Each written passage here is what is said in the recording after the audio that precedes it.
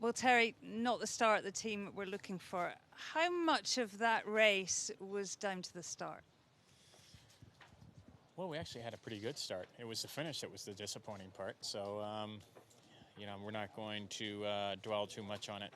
And, generally speaking, you have races like that actually we did what we wanted to do and it didn't work. So we go back and evaluate it, and that's what we did this afternoon, and new day tomorrow, and go out and improve our chances of getting the first shifts right and getting Patriot into a spot that she can do her thing.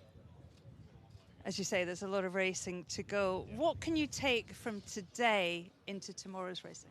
I talked about it earlier, but really, if we find ourselves behind, we got to really make sure that we're true to keeping the race close and what that means and what that looks like at the time. And as the race unfolds today and listening to the decisions and being a part of the discussion, it all was logical. It just didn't go our way, and so I don't think there's no reason to do anything other than critique how we made those decisions and be critical of ourselves and make sure that we don't make the same mistake twice. Terry, it's shifty out there. It is shifty, It's yeah. not easy. No. You said when we spoke to you the other day that you have to make the first cross and you're in good shape. Yeah. Even more so in these shifty airs, one side is so much stronger than the other. Was that race lost due to tactics or both? We didn't win that race, I would say, because we didn't do a good job of keeping the race close. I think our boat is a great boat, and I think our boat's a fast boat.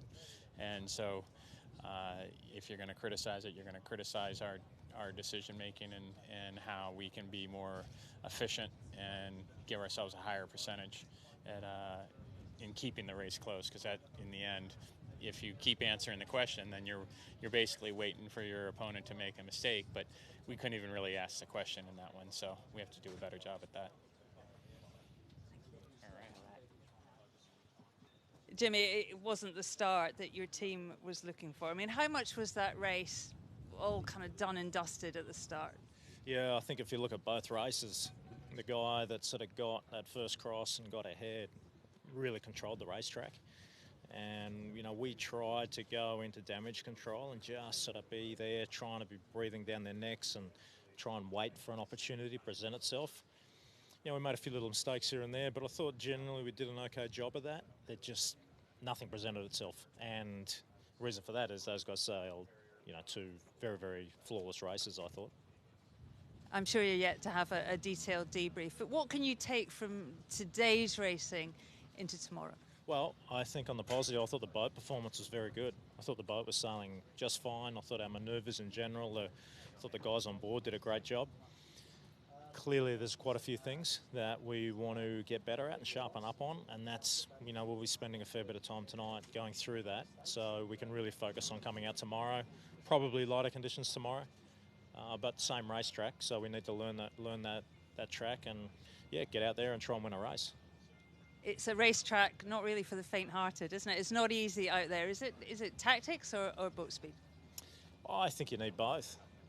Clearly that showed. I mean, I don't think anyone got a good read on performance today. I think it was all about the timing of the shifts, positioning the boat and executing the manoeuvres well, getting off the line well. And the team that did that were the Poms. They did that twice and they were rewarded with, two pretty convincing wins. Well, Ben, it's easy to get carried away, perhaps, but that was some performance. Just try and give us a glimpse into how proud you are of your team right now. I couldn't be prouder of the team, really, given what they've been through the last month or so, last couple of months.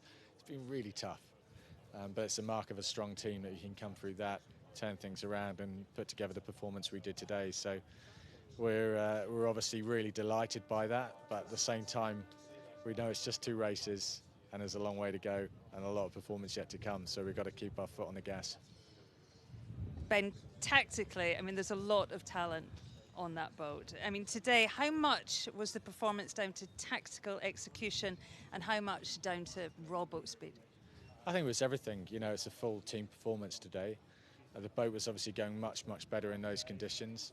I thought the guys did a fantastic job handling the boat, trimming the boat, getting it around the corners.